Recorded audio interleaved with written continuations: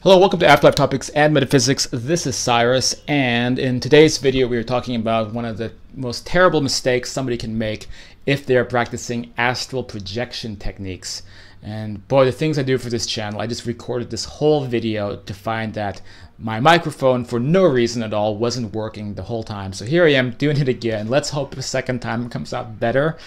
Alright, so this video basically in some respect is a response to a lot of the misinformation out there. There's very popular channels on YouTube, much bigger than this channel, that talk about lucid dreaming, and they tend to neglect the idea that there is a difference between lucid dreaming and astral projection. So they don't understand the difference, and sometimes the channels are run by people who are materialists, who believe that it's impossible for there to be a spiritual anything happening. There's no such thing as leaving your body and, you know, going to real other worlds, communicating with deceased loved ones, that kind of thing. So they're squarely in the lucid dreaming area. They think it's all lucid dreaming, or they use the terms lucid dreaming and astral projection interchangeably when it's not true.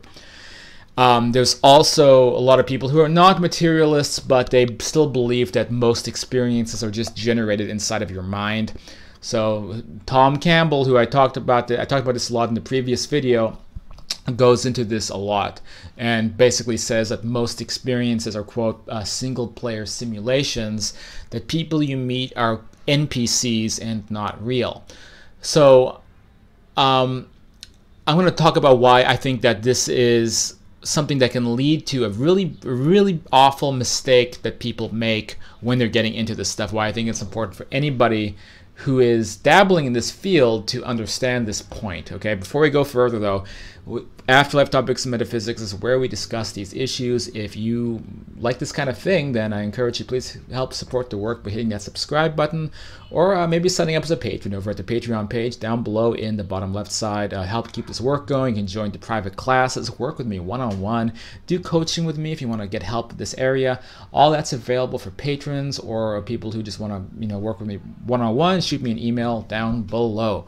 So to continue. So whether people believe that these experiences are like video games, World of Warcraft, to use Tom's terminology, or believing that all of it's always generated by the mind. First of all, it's important to understand that a lot of people have experiences which do not match those interpretations, right? Myself included. How did I prove that I'm in real environments with real people and it's not a creation of my mind? Well, because for one thing, I began interviewing people, finding their information, finding their identities, looking them up online, and discovering that they are in fact people that match, so I can match their name, match their face, and that they are deceased people. Therefore, connecting that big picture that these astral trips is in this higher frequency dimension is the same place for a lot of people when they cross over. When they leave here, they go to this other, you know, it becomes part of the afterlife for I think a lot of people. So I was able to make that connection myself, as well as have lucid clear experiences with deceased loved ones who can really verify to me their identities. To take it a step further, there's a lot of people actually in this community from Helping Parents Heal, which is a group of people, of parents who lost their children, and I'm actually editing a book right now by one of the Afterlife Topics patrons who's also from Helping Parents Heal, and it's outlining a lot of amazing astral projection experiences she's had with her daughter. And I've heard about this from many other people as well, so it's a consistent element, which is that you can have experiences on that side in objective, real environments, often with your deceased loved ones. So these lucid dreaming channels often leave this important thing out. And because, for one thing, maybe the person who runs the channel just doesn't believe it, or someone really is having a lot of self-generated experiences. For example, there really are lucid dreams. Last night I was lucid dreaming this entire narrative that I was co-creating, kind of like with my higher consciousness, of this sort of dystopian future science fiction story, because I've been thinking about writing a new fiction novel, and so I wanted to explore the characters, explore what the world might be like. So I was very consciously co-creating this world. But in that case, it was, to use Tom Campbell's terminology, populated by NPCs, non-real people, like their intelligence only goes as far as your own intelligence and your own knowledge. And so people have those experiences, including Tom, and they misinterpret it to mean all or most out-of-body experiences are that way. Whereas in reality, there's a distinct difference between being in an objective, real environment and being in a simulated one that's basically a virtual reality system. So regardless, the big issue here is that these teachers or some of these YouTube channels are telling people that you can do whatever you want when you astral project because it's not real, it's all in your mind. So this means, imagine there's people who have these weird pent-up aggressions and issues, and they find themselves in an environment that they think is virtual, they think it's not real, and they think, well, I can now just run around and do whatever I want, and I can hurt people, I can molest people, carry out all my dark desires, right? Now, I personally, I don't have any pent-up issues where I feel a need to do that, so I've never done it in a lucid dream or especially not an astral experience. When these channels are telling people that astral projection is always in your mind, it's basically telling people to appear in this higher dimensional reality, to run around and do whatever they want, hurt people. And this means that it's not in your, this means that people are potentially going into real environments. Imagine for a second, you're in a park, and then some wild-eyed, naked guy with bushy hair appears, runs up to you, punches you, attacks your wife, and grabs her chest, whatever it might be. Imagine that happens to you here, right? You wouldn't really want that to happen to you. Well, it seems to be what people might be doing when they astral project, without realizing that it's real people with real consequences, real karmatic problems that can happen from doing this, right? So,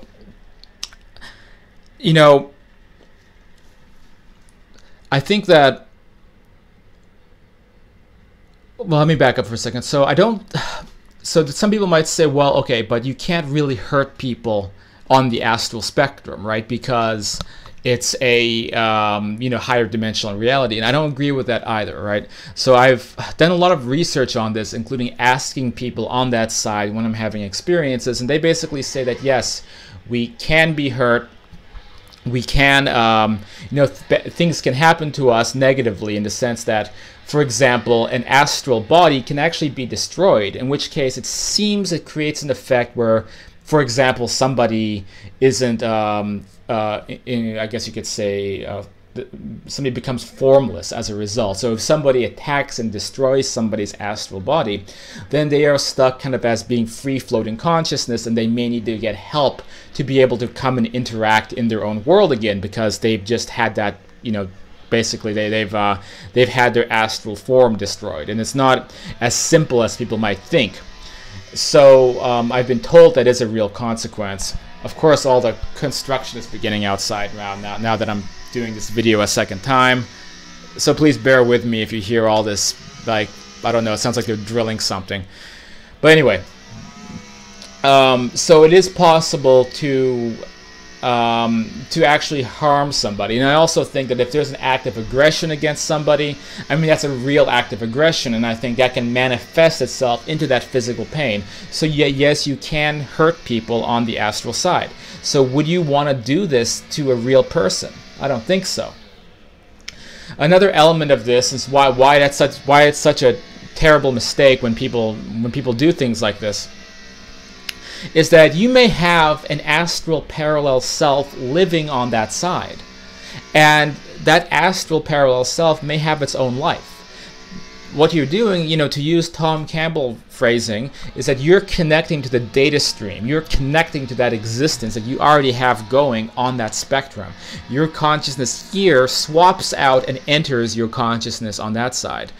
So what if you already have your own life over there, you know, your own happy life, and suddenly the earth version of you comes in, takes over your mind, and then suddenly you start running around grabbing people and punching people? Well, now you've just actually destroyed your reputation and messed up your life over there. And how many other people are actually thinking about this as a serious issue? I'm wagering nobody. But that's why you're watching Afterlife Topics, where we do take these things seriously and do look at these types of issues that nobody else is.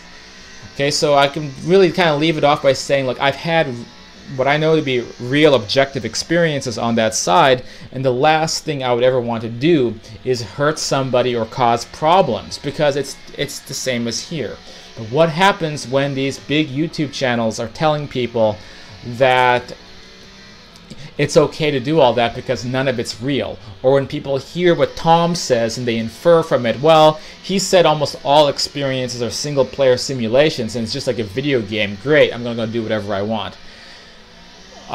So please use common sense, and please share this with other people who are dabbling in or interested in or who practice lucid dreaming or astral projection, because I will say this, even if you're an avowed agnostic, avowed skeptic or materialist, and you refuse to even consider the idea that you are in real other worlds, wouldn't just the possibility that it might be real cause you to maybe not want to go hurt people or act out your fantasies? Because what if there's just a small chance that you're wrong? And I know people out there have to believe 100% of the time that they're right about everything, and then you get people with this materialist belief system who will never let go. You know, it's like this death grip onto this belief that there can be no spirit, there can be no spiritual experience, there can be nothing outside the brain. They have this death grip that, by the way, they carry with them into the other side when they cross over, and they're still holding on to that, even denying their own demise. But, you know, you get people like that, and they won't even consider they might be wrong. Well, I'm asking you just to consider, what if there's a 1% chance you're wrong? Is it worth having a projection experience and then running around and raising hell and hurting people over that? I don't think it is. So that's the terrible mistake that people make in this field. And again, please share this with people so we can help get that point across. Don't appear on that other side and start hurting people. It's because it's just... I mean, it's like being an earthling terrorist, basically. So you're coming from this world, going over there, and trying to destroy the place. And I think it makes it, I don't know, it's almost like it's like it's proving the ignorance of people on this world by doing that, isn't it? All right, this is Cyrus. You can get involved at afterlifetopics.com. Pick up books like Understanding Life After DATH. We go far beyond out-of-body experiences and astral trips. Look at the big picture, putting it all together about the conditions and places we go to when we kick the bucket. As well, you can get involved at the Facebook group, which we have up on the screen right now.